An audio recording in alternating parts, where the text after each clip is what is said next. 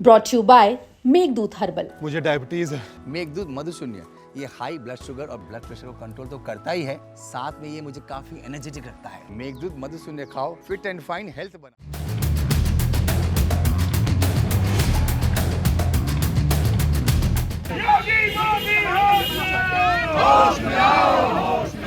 UP में primary स्कूलों के मर्जर का मामला इन दिनों बेहद चर्चा में है। एक और स्कूल मर्जर का मुद्दा हाई कोर्ट फिर सुप्रीम कोर्ट के दरवाजे तक पहुंचा, तो वहीं दूसरी ओर विपक्षी पार्टियों ने भी सरकार के इस फैसले के खिलाफ मोर्चा खोल दिया। सपा और आम आदमी पार्टी के बाद अब अपना दल कमेरावादी की अध्यक्ष पल्लवी पटेल ने विरोध प्रदर्शन के जरिए अपनी बात रखी। 15 जुलाई को लखनऊ में स्कूलों के विलय के खिलाफ अपना दल कमेरावादी की अध्यक्ष पल्लवी पटेल और पार्टी कार्यकर्ताओं ने जोरदार प्रदर्शन और हंगामा किया। स्कूल मर्जर पर पल्लवी पटेल पूरे फायर मोड में दिखी। वो अपने कार्यकर्ताओं के साथ विधानसभा घेराव के लिए निकली। हालांकि इसी बीच पहले से तैयार लखनऊ पुलिस ने उन्हें बैरिकेडिंग लगाकर रोक दिया। इस दौरान अपना दल कमेरावादी के कार्यकर्ताओं और पुलिस के बीच नोकझोंक भी हो गई।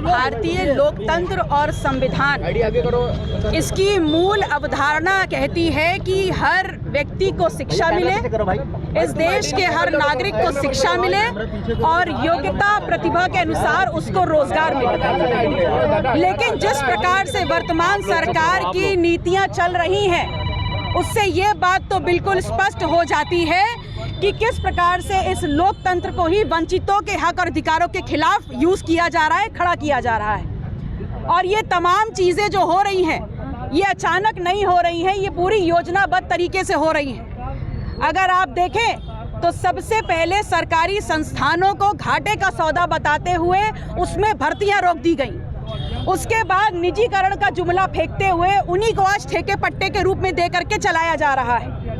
अब दूसरी कड़ी में जो मूल अवधारणा है कि हर नागरिक के पास शिक्षा का अधिकार हो, उसको भी चकनाचूर करते हुए इस सरकार ने 27,746 परिषदीय और उच्चतर माध्यमिक जो स्कूल हैं उनको बंद करने का निर्णय ले दिया है। और ये बताइए कि जो परिषदीय स्कूल हैं, जो प्राथमिक स्कूल हैं, जो गांव में हैं, उसमें जाता कौन है? उसमें गांव गरीब के बच्चे जाते हैं पढ़ने के लिए। कहीं ना कहीं जो सरकार का ये निर्णय है उन बच्चों के शिक्षा के अधिकार, right to fundamental right to education के हक और अधिकार पे कुठाराघात करता है।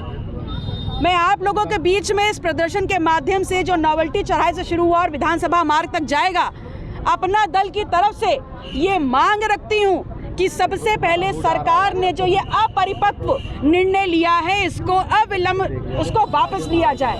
दूसरा, जो संविधान से प्रदत्त एक शिक्षा का अधिकार का एक जो नियम है, उसके अनुसार 6 से 14 साल की उम्र वाले बच्चों को अनिवार्य और निःशुल्क शिक्षा मिले, ऐसा अनिवार्य रूप से सुनिश्चित किया जाए। तीसरा, ये व्यवस्था की नाकामी है, व्यवस्था असफल हुई है तो उसका अपराध बोध करवाने के लिए बच्चों को परिणाम क्यों दिया जाए?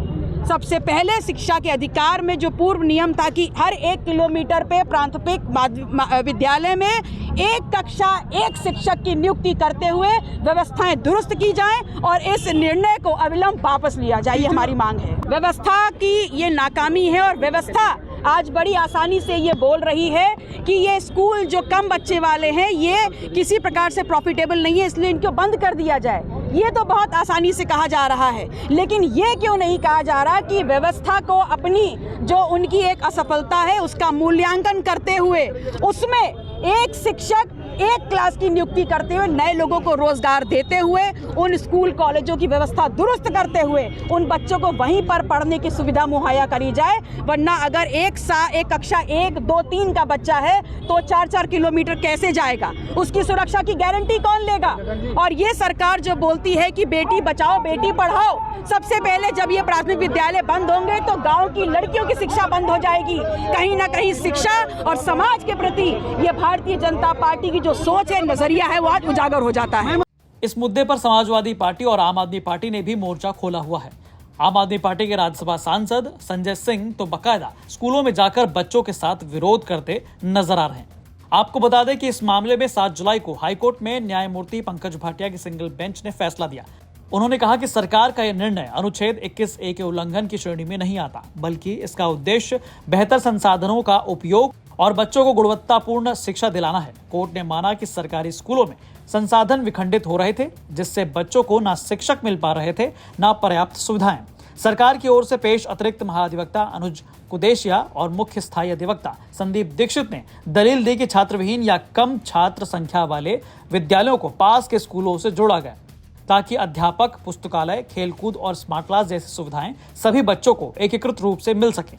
योगी सरकार का यह कदम ग्रामीण और दूरस्थ क्षेत्रों में शिक्षा के सुनियोजित विस्तार की दिशा में उठाया गया एक मजबूत कदम है। वहीं सुप्रीम कोर्ट में 70 से कम छात्र संख्या वाले 5000 सरकारी प्राथमिक स्कूलों को बंद करने के खिलाफ याचिका दाखिल की गई। याचिका में इलाहाबाद हाई कोर्ट की लखनऊ पीठ के निर्णय को चुनौती दी गई। इस याचिका में कहा गया कि सरकार के इस कदम से राज्य में 3,50,000 से ज्यादा छात्रों को निजी स्कूलों में दाखिला लेने के लिए मजबूर होना पड़ेगा। याचिकाकर्ता ने सुप्रीम कोर्ट से जल्द सुनवाई की मांग की। सुप्रीम कोर्ट ने जल्द सुनवाई का भरोसा देते हुए कहा कि ये वैसे तो सरकार का नीतिगत मामला है। बहरहाल सरकार भी अपनी ओर से इस मामले को मजबूती से डिफेंड कर रही है। अब देखना होगा कि विपक्षी पार्टियों और सरकार के बीच स्कूल मर्जर का यह मुद्दा किस मोड़ पर जाकर रुकता है। लखनऊ से अंकित मिश्रा के साथ गौरव कुमार पांडे की रिपोर्ट, यूपी तक।